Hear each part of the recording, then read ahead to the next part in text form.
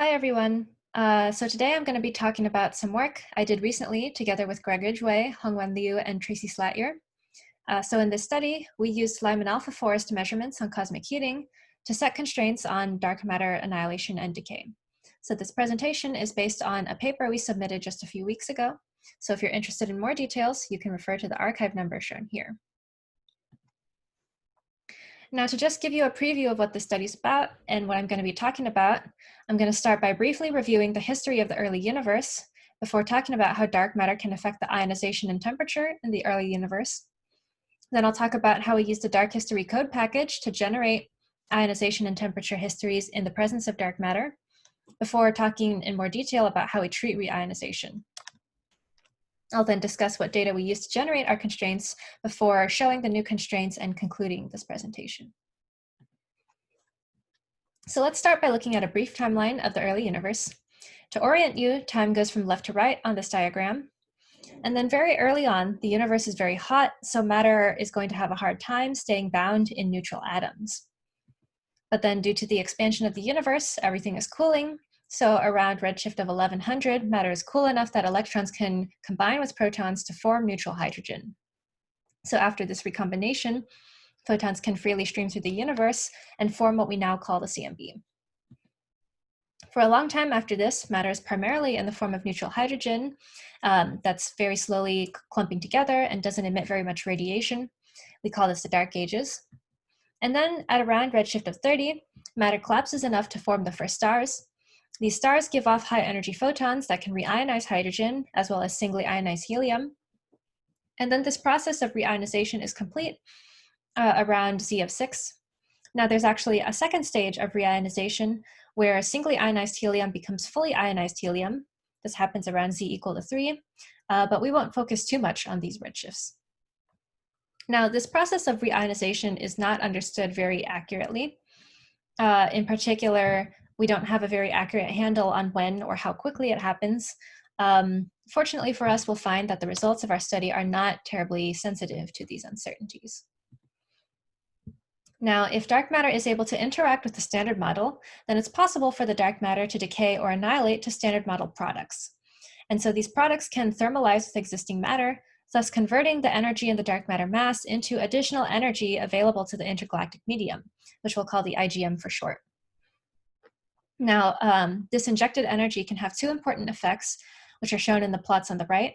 So this top plot here is the evolution of the ionization as a function of redshift, while the bottom plot is the evolution of the matter temperature as a function of redshift. And so these black dashed curves are baseline histories. In other words, the ionization and temperature without including the effects of dark matter. And so some features on these plots you can see are first here at a redshift of about 1,000, you can see that recombination we talked about. So the ionization plummets at that point. And then for simplicity, we will not yet include at least the late time reionization that I talked about, which would happen at these lower redshifts. So once we include this energy injection due to dark matter, we find that at late times, this is going to result in a significant increase in the universe's late time ionization. So you can see that in the blue here.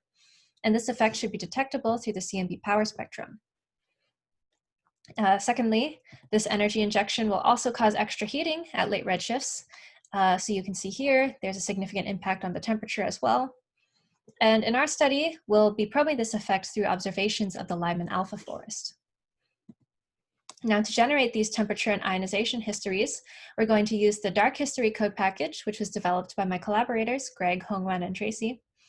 So what dark history does is it simultaneously solves for the evolution of the free electron fraction and the gas temperature, while including exotic sources of energy injection, such as from dark matter. And so one of the most important ways that dark history improves over previous methods is it includes something that we call back reaction. So to see what I mean, in these plots, in these blue lines, to calculate the energy that was deposited by dark matter, or the contributions to both the ionization and temperature from dark matter, we assumed this black dashed baseline history. However, modifications to the temperature and ionization histories away from these black dashed curves we'll subsequently modify how efficiently dark matter can continue to deposit its energy into ionization and heating. And so we call this feedback loop back reaction. And including its effects will result in this orange curve. So you can see that on the temperature, this can have a sizable effect at late times, modifying the late time temperature by factors of several. So to use dark history, we don't need to specify a Lagrangian for our dark matter model. We just need to give the code a mass and lifetime or cross-section, and then the products of the decay or annihilation process to make these histories. So we'll find that the results of our study are model independent. Now, to be more specific about what exactly dark history is solving for, here's the evolution equation for hydrogen. H2 stands for neutral hydrogen, while H1 would stand for, H2 here would stand for ionized hydrogen, while H1 would stand for neutral hydrogen. X stands for the ionized fraction of hydrogen, in other words, the number density of hydrogen 2 over total hydrogen. So that means when X equals 0, the universe is totally neutral, while when X equals 1, it's completely ionized. Now, we include 3 rates that can alter X. The first is atomic processes, such as recombination and collisional ionization. The second is this dark matter energy injection that I talked about earlier. And then this X dot star here is from astrophysical sources, namely sources of late time reionization that I talked about earlier. And we'll determine this last rate using Planck, which I'll describe in more detail later. We have analogous equations for helium. So helium-2 stands for singly ionized helium, while helium-3 is doubly or fully ionized helium. And so you see we have the same 3 rates for helium-2. However, at all times, we're going to assume that the amount of helium-3 is equal to 0, because this is a simplifying assumption that was made in making some of the functions used by dark history. And we'll find that for the redshifts we consider in our study, this is a pretty good approximation. Lastly, this is the evolution equation for temperature. So this has a couple more terms. T adiabatic here stands for cooling due to the Hubble expansion. Tc is Compton scattering of electrons off the CMB. This can either cool or heat the IgM. This is, again, the dark matter energy injection. Here are atomic processes such as recombination and collisions. And then this last term represents heating due to the photons that accompany reionization. So just to remind you of that picture, when the first stars turn on, they produce relatively energetic photons that ionize hydrogen. And so that corresponds to this X dot star term shown in these equations. And then the electrons that get kicked off are also very energetic. So they're going to thermalize and dump their energy into the IgM. And so of these terms, this photoheating term here is the least well understood. So there's a few ways we're going to go about treating it. First, we can just set it to 0 at all times. In other words, we're assuming that no photoheating occurs at all.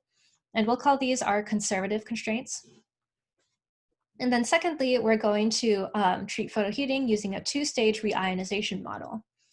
So in the first stage, before reionization is complete, we assume that the photoheating rate is perfectly proportional to the photoionization rate, X dot star, where the ratio of these rates is parameterized by delta T. Now, most generally, delta T can be positive. So constraints made with this restriction are going to be called photoheated 1. However, there are some studies that find that delta T should be something more like a few times 10 to the 4 Kelvin. So we'll make a second set of constraints where we restrict delta T to be greater than 20,000 Kelvin. And these will be called our photoheated 2 constraints. Then for the second stage of our model after reionization is complete, we assume that the IgM is in photoionization equilibrium, and this assumption will give us a calculable heating rate. Okay, so to give you an idea of how we set constraints under these different assumptions, let's first assume that our temperature measurements are going to lie somewhere in this pink blob. To show you what our photoheating model looks like, here is a temperature history without the effects of dark matter and just our photoheating model. And then we've fit the parameters to the data so that this line passes through the pink blob very, very well. This blue line now shows a dark matter model without photoheating. In other words, this is our conservative assumption. And then to determine how well this history fits to the data, we're going to use a modified chi-squared test where the model is not penalized where it undershoots the data, since we're ignoring sources of photoheating that could plausibly raise this temperature history up to the level of the data. So this history is just on the verge of being excluded by our test. Now we call these constraints or these histories conservative because for a given dark matter model, when we include any photoheating, this is going to produce larger temperatures at late times, which will give us stronger constraints. So this purple line here is the same dark matter model as in the blue line, but now including our photoheating model. So for our photoheated histories, we'll use a standard chi-squared test. And we find that this history is ruled out, but not by a huge amount. And this means that we're going to find that our photoheated limits will be greater than our conservative limits by just a little bit. Okay, so moving on to the data we're going to use in this study. So in order to include reionization in the histories we generate, we're going to use Planck 2018 measurements on reionization. So this plot shows the possible evolution of the free electron fraction using two models, which we call flex, knot, and tanh. These various curves show constraints on how early or late reionization can occur. So you can see what I mean when I say we could have a more accurate understanding of when reionization happens. But again, as I'll soon show, our results are insensitive to the spread in these curves. Now, dark matter alone cannot re-explain ionization. Again, dark matter produces extra ionization at early redshifts compared to this baseline history, while at late times, dark matter cannot ionize the universe enough and only gets us to a free electron fraction of about 0.1. So that means we need astrophysical sources to fully reionize the universe. However, since we don't understand this process very well, instead of trying to model the astrophysics, we're just going to match the early ionization due to dark matter onto the late time reionization histories given by Planck. In other words, we're assuming that the astrophysical contribution is such that it allows us to exactly match onto the data without any assumption on what those sources are. So to show you more explicitly what I mean, in this purple-ish curve, you can see the early ionization due to dark matter. And then if we choose to assume the early flex knot history given by Planck, then here, where the dark matter curve intersects that earliest history, we're then going to follow that Planck history thereafter. Similarly, if we'd chosen to assume the latest flex knot history, then the dark matter curve would intersect that history at a later redshift, and then we would start following the Planck history at that later redshift. So by looking at the variation in the temperature history due to these different ionization histories, we can then translate the uncertainty on reionization into an uncertainty on our constraints. To generate our constraints, we're going to use temperature data from two studies of the Lyman-alpha forest. So recall that the Lyman-alpha forest refers to absorption features in the spectra of distant quasars due to the intervening neutral hydrogen. So this absorption corresponds to the transition between the ground state and first excited state of hydrogen. And then the statistics of these features will tell us a lot about the universe at earlier times, including what the gas temperature was. So in Walther et al. From last year, what they do is they compare Lyman-alpha forest power spectrum measurements to hydrodynamical simulations in order to infer what the temperature of the universe was at various redshifts. So that data is shown in blue here. And then the second study is by Gaikwad et al. From this year. So they instead fit the number and shape of transmission features in the Lyman-alpha forest spectrum to simulations. And so they're able to infer the three red points shown here. Now, there's just a couple problems with using these measurements as is. First, as I said, dark history is always assumes that there's no helium-3. This is no longer true close to helium-2 reionization, which happens around Z = 3. And so we're going to discard all points earlier than this dashed line. So that's at 1 + Z less than about 4.6. Second, you can see that around 1 + Z = 6 or 7, these two data sets are in tension with one another. So it doesn't really make sense to keep both sets of data points, as this would just artificially strengthen our constraints. So we're going to choose to discard the lower temperature data points, as this gives us the greatest flexibility in allowing dark matter to heat the IgM. And then if we find that at these redshifts, the temperature should actually be lower than these red points, then this is only going to strengthen our constraints. So this is our final data set of about 8 points. And just to give you an idea of where these data points lie, you can see them now in relation to those example histories that I explained earlier. Okay, now let's move on to the actual results. So here are our constraints for dark matter decaying to electrons and positrons. So on the y-axis here is lifetime in terms of seconds, and here on the x-axis is the mass in terms of electron volts. So since smaller lifetimes result in more decays and more heating, then everything in this blue contour and below is ruled out under our conservative assumption. Similarly, red is our photoheated 1 constraint, where that delta T parameter is just restricted to be positive. And then yellow is our photoheated 2 constraint, where delta T is restricted to be greater than 2 times 10 to the 4 Kelvin. So these dashed and dotted lines show other experimental constraints, including the CMB in the black dashed line here, Voyager 1 in pink, and then X-ray and gamma ray telescopes in purple here. Now you can see that the edges of these contours have bands that vary slightly in width. And so this represents the uncertainty in our constraints due to reionization. So you can see blue and red are pretty insensitive to those different reionization histories. Yellow is a little bit thicker. And so the reason for this is that, again, we're including heating due to reionization and enforcing that photoheating to be relatively large. So you'll see that this is going to amplify the difference to the variation due to the variation in those different histories. Hence, our photoheated 2 constraints are much more sensitive to that variation.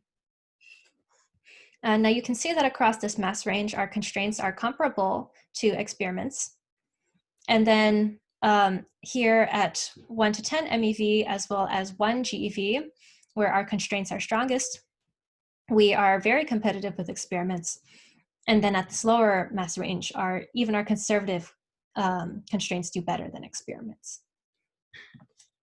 Now here is our constraint for dark matter P-wave annihilating to electrons and positrons. So on the y-axis here, we now have cross-section. And since larger cross-sections result in more heating, then everything above these lines is going to be ruled out. So for experimental constraints, we also have limits from looking at emission from dwarf galaxies, shown in red, as well as the most recent integral constraints, shown in green here. Now, you can see that these are qualitatively similar to the decay plots in many ways. The yellow band is slightly thicker, and then our photoheated constraints are stronger than our conservative constraints by factors of a few. And then for annihilation, you can see that we're most competitive with experiments at masses less than about a GeV. So these are our electron and positron constraints. So it's possible to produce constraints for other standard model particle final states. This is pretty easy to do with DarkHistory, but for now we're going to leave those to future work. Okay, so to summarize the key points of this presentation, we can self-consistently construct ionization and temperature histories in the presence of dark matter by using DarkHistory, as well as in the presence of reionization sources by using Planck measurements. We then use Lyman-alpha forest measurements of the IgM temperature to constrain dark matter decay and P-wave annihilation. So our conservative constraints assume that no photoheating occurs, while our photoheated constraints use a 2-stage model of reionization that strengthens our limits by factors of about 2 to 8. In thinking about future avenues for this work, we could do a very similar analysis using upcoming 21 centimeter observations, where we instead look at temperature measurements around C equal to 20. And then as uncertainties on the IgM temperature measurements shrink and our reionization and photoheating models become more constrained, it's possible that the limits that I showed could strengthen considerably. So that's all I have to say. Thank you to Cosmology from Home for giving me the opportunity to talk about this work. Thank you.